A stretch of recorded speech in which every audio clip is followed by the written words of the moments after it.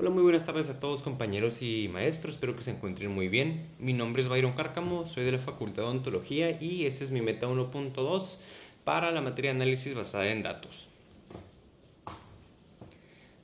Antes de comenzar, tenemos una pequeña introducción a lo que son los datos. Muchos de nosotros vivimos nuestras vidas del día a día sin pensar en que la mayoría de las acciones que nosotros hacemos de alguna forma afectan o alimentan de datos a algo, a alguien, de una u otra manera. Lo vamos a ver un poquito más adelante.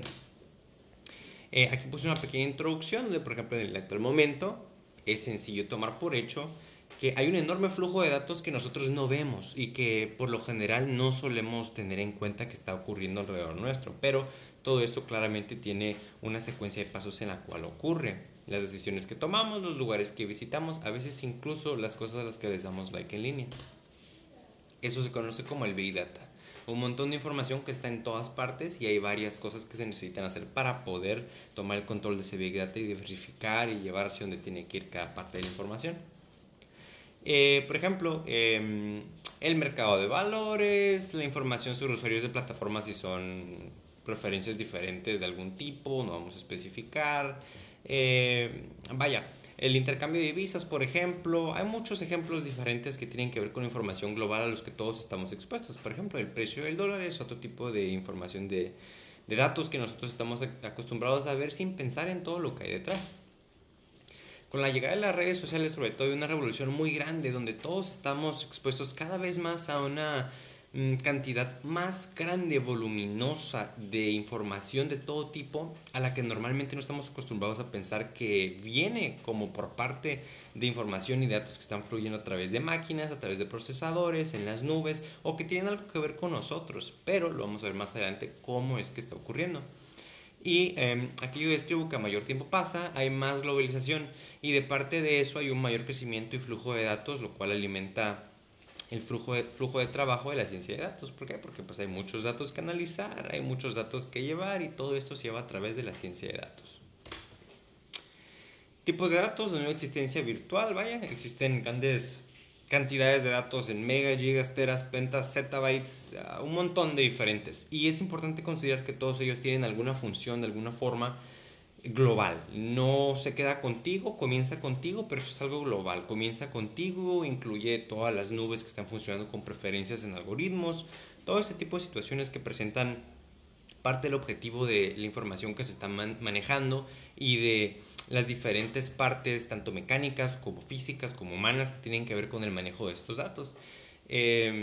Todo eso es un conjunto de información muy grande, es lo que podemos decir que son datos, por ejemplo.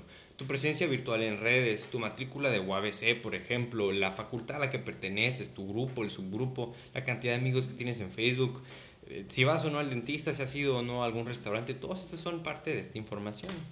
Tipos de datos. Tenemos los datos estructurados, que yo lo entiendo como los datos numéricos. Son fáciles de agrupar, dado que aunque varíen entre sí, son elementos que se pueden categorizar dentro de una misma categoría que no cambia. Un 1 siempre es un 1, un 2 siempre es un 2. Entonces, por ejemplo, yo puse una tabla de Excel que tiene cantidades en euros, que pueden ser ganancias o pérdidas en diferentes meses. Y pues bueno, esto es un buen ejemplo de un dato estructurado. Los datos no estructurados son un poco más complicados porque, por ejemplo, el usuario de Instagram es un buen ejemplo de un dato no estructurado porque sí utiliza letras de un idioma o de un alfabeto que muchas personas conocen, pero esto puede variar dependiendo del idioma. Si estás en China, si estás en Rusia, en Ucrania, si estás en Estados Unidos, si estás en Brasil, donde sea que estés, puede que varíen esos datos. Entonces es un dato no estructurado, un poco más complejo. El lenguaje natural es un dato no estructurado especial donde por lo general hacemos que las inteligencias artificiales o modelos de lenguaje batallen mucho, entendiendo entre el vaya y vaya. Son muchas palabras diferentes que dependiendo del contexto cambian. Tenemos los datos generados por máquinas, que esos son generados de manera lógica por un procesador, una máquina, vaya. Por ejemplo, aquí puse un ejemplo de un reporte de todos los acontecimientos en un servidor de Minecraft. Muy buen ejemplo. Los datos gráficos incluyen datos que pueden interrelacionarse entre sí. Por ejemplo, a ti te ponen en una aglomeración de personas a las que, por ejemplo, les gustan los videos de gatitos, y eso es lo que YouTube te va a estar enseñando. Tenemos tipos de datos de audio, video e imagen también, como por ejemplo esto que estamos haciendo en este momento. Gozamos de un montón de información a nuestro alcance que muchas veces no nos damos cuenta, pero lo importante es que tenemos que tener en consideración que todo eso tiene aplicaciones muy buenas en la vida de cada uno. Funciona con varias etapas entre las que se recopila datos mediante encuestas, anuncios, publicaciones, se preparan esos datos quitando toda la información repetida o que no sirve, se introducen los datos y son enviados a lugares donde tienen que ser para después procesarse e interpretarse mediante la utilización de imágenes o ayudas visuales y se almacenan en una nube, por ejemplo. Todo esto tiene algo de malo.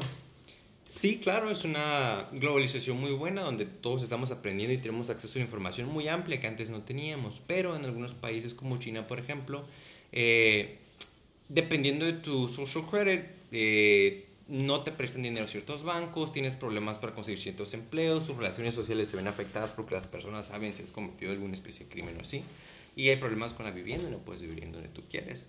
Algo que podemos considerar todos como algo que puede beneficiar mucho a la información del manejo de estos datos es que tiene que ser algo seguro. Tú tienes que saber que es seguro, que no va a ser utilizado para algo dañino.